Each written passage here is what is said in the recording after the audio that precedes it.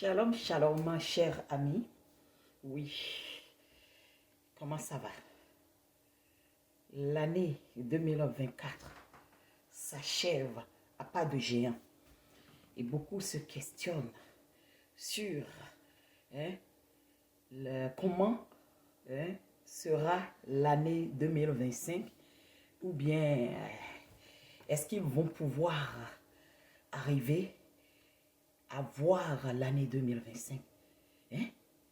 Quelles seront les difficultés, les problèmes, les bénédictions, le bonheur, le plaisir, la paix que l'année 2025 va nous donner.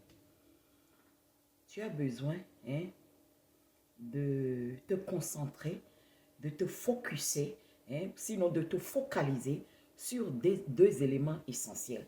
Premièrement, sur Dieu le Créateur, le Dieu omniscient qui sait de quoi sera fait l'année 2025 et comment est-ce que tu pourras le faire?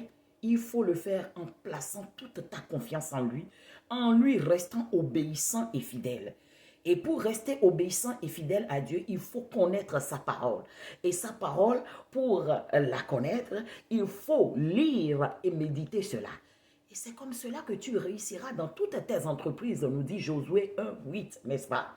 Et l'autre chose aussi qu'il faut avoir, il faut copier, il faut aller chercher dans la Bible ou bien oui, surtout dans la Bible parce que c'est Dieu qui est à la base de tout. C'est lui qui ordonne et approuve les choses avant que ces choses ne se réalisent. C'est pourquoi l'intelligent et le sage va puiser sa connaissance et sa sagesse dans la Bible. Donc, vas-y voir dans la Bible ceux qui ont réussi leur vie.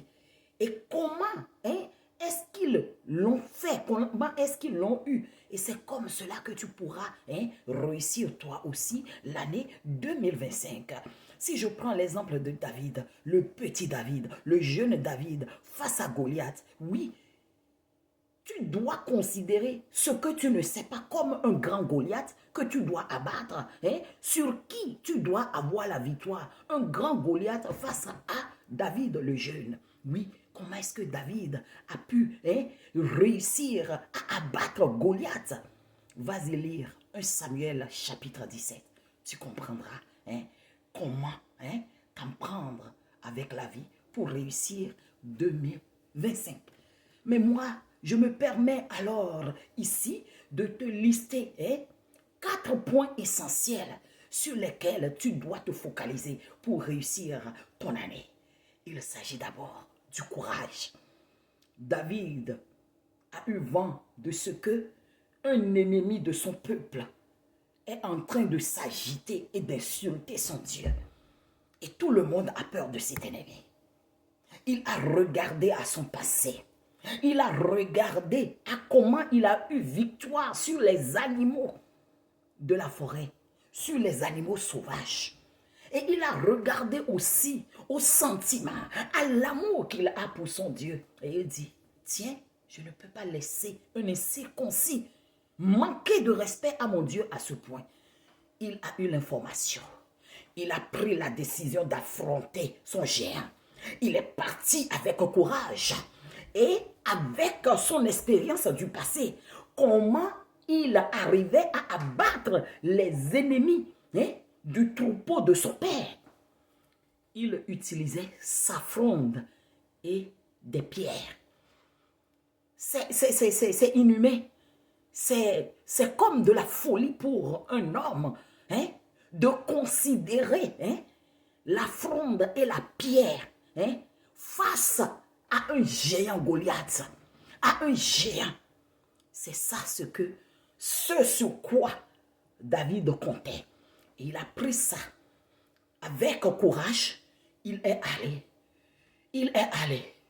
L'ennemi avait utilisé tout moyen pour le décourager, pour l'effrayer. Mais il n'a pas regardé, il n'a pas écouté les dires de son ennemi. Il a dit, avec le Seigneur que j'adore et avec mon expérience, au nom de Jésus-Christ de Nazareth, toi, j'aurai ta tête dans quelques secondes.